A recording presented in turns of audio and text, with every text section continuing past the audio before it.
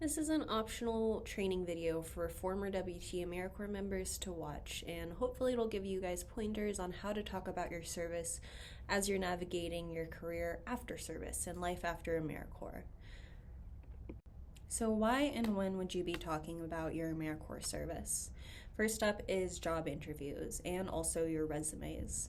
AmeriCorps experience will showcase leadership, adaptability, and all of the highly valued skills that employers are looking for in candidates. You could also include it on graduate school applications because it demonstrates real-world problem solving and dedication, and alignment with public service or research interests, especially with the data collection we required for our program participants. And it's a great, way to share your experience or hands-on involvement with communities when you're networking, you're attending community engagement endeavors or events, when you're public speaking or doing advocacy work. It really gives you credibility as a real-world problem solver and helps you build connections with others in the nonprofit, government, or advocacy world.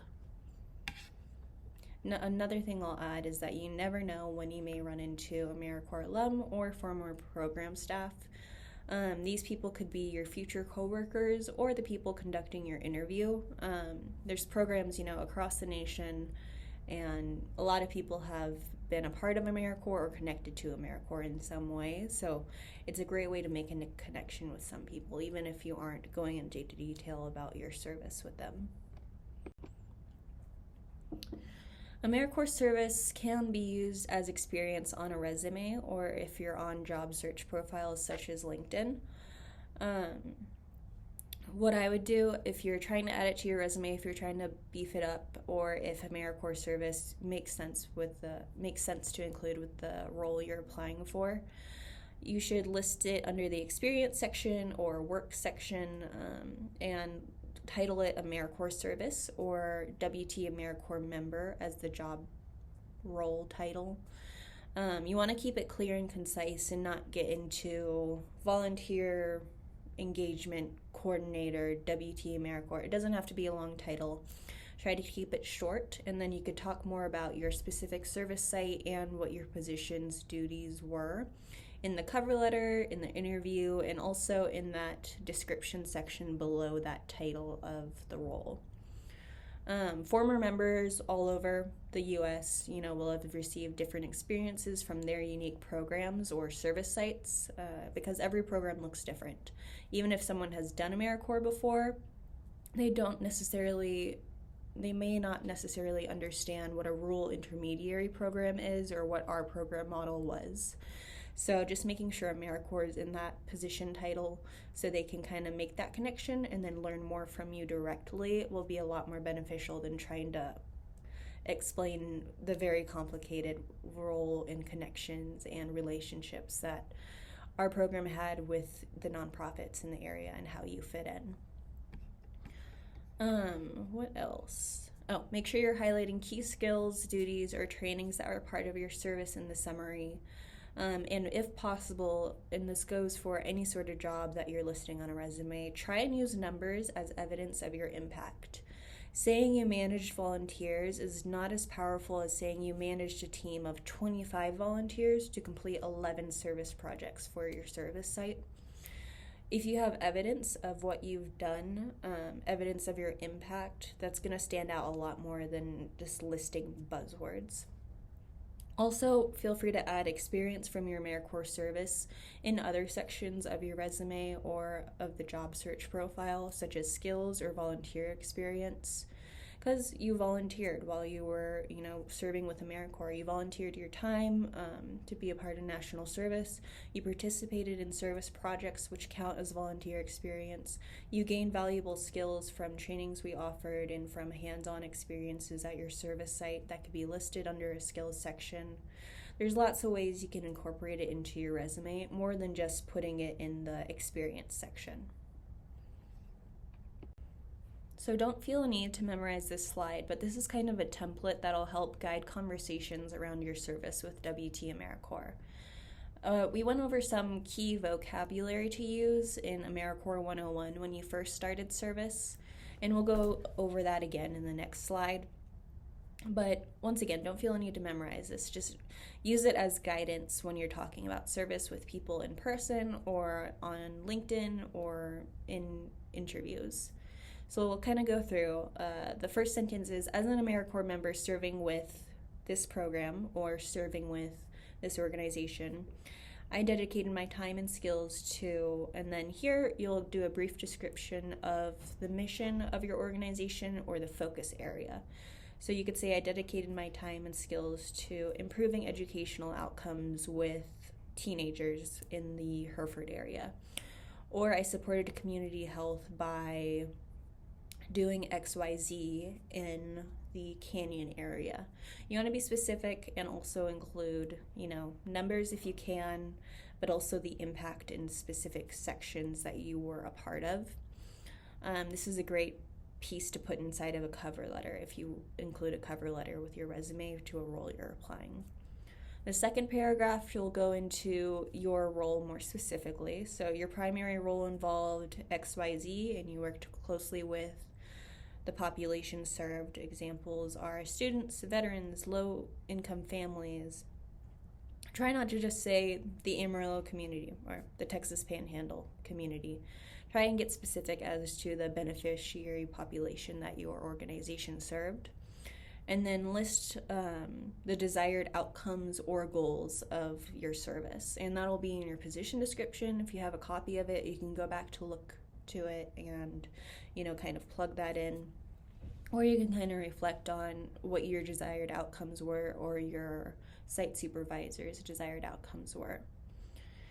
The last paragraph is more personal. So one of the most meaningful parts of my service has been, and then you'll put in a personal highlight or a impactful story. So that's unique to you. It can be something small, it can be something large. Try and make it make sense if you're putting it in a cover letter to the role that you're applying for. But don't be afraid to show some personality. That's what a cover letter is about. And then through this experience, I gained skills in XYZ. So again, that's the skills you listed in your resume. Or if there's additional skills you couldn't include but you really want to highlight, you could put that there. And as to how you learn those skills, if it'll fit. If you don't use the template on the slide before, at the very least, keep these AmeriCorps lingo do's and don'ts for terminology in mind when you're talking about service. So a reminder that your service with WT AmeriCorps was not a job, you were not employed, and it was not work. You're also not classified as an employee of your partner site, staff at your partner site, or an intern technically.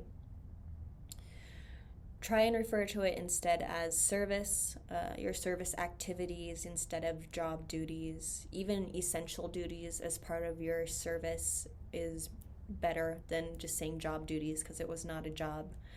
And instead of being an employee or staff member, you were an AmeriCorps member serving at that partner site or a member of WT AmeriCorps serving at the partner site.